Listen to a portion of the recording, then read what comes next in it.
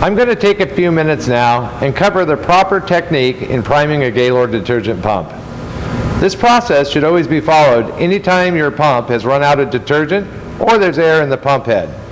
Please note the importance of the following steps, because if they're not done properly, you could cause damage to the equipment, which can become costly. The pump is located in the Gaylord plumbing cabinet behind this door.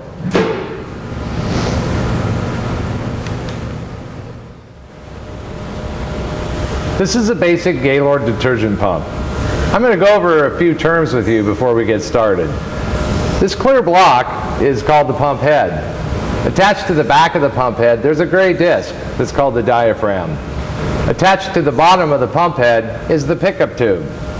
And then attached to the bottom of the pickup tube is a small check valve called the foot valve. This needs to be inserted into the Gaylord detergent tank. On the top of the pump head, there's this gray plastic nut. It's called the top cap. Underneath the top cap, there's a poppet check and a poppet check spring, but we'll get into that in a minute. Next to the pump head, there's a J-box, and mounted to the bottom of it, there's a switch. It's called the pump test switch. Do not push this switch until the top cap has been loosened.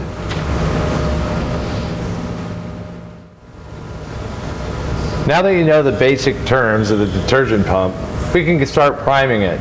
The only tool you'll need for this is a small adjustable wrench.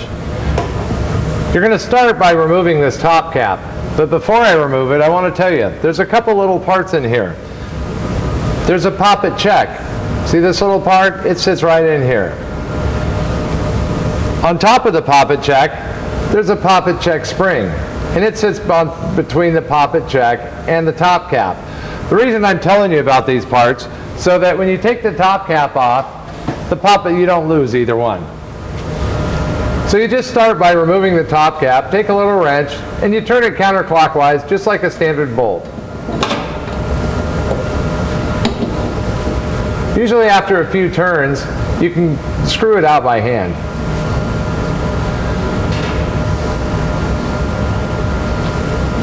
Once you get the top cap out, inspect it. There's an O-ring that sits on it, and you want to make sure the O-ring is good and in no nicks or grooves all the way around. If it is damaged, it's real easy to replace. You just peel the O-ring off, and you get a new one and put it on. The O-ring seats in this little groove between the threads and the top cap. And all you have to do is just, roll it on. There it's installed. At this point, you're going to screw the top cap in, but as I said, you want to make sure that that poppet check and the spring are still in there.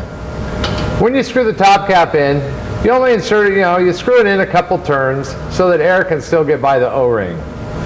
Now that you have this installed loosely, what you need to do now is push the pump test switch. And when we do this, the pump is going to start to run, and it'll suck detergent up this tube and into the pump head. I'm going to do it now. As you can see, the detergent is coming up into the pump head. And at that point, all of the air is out of the pump head and it's full of detergent.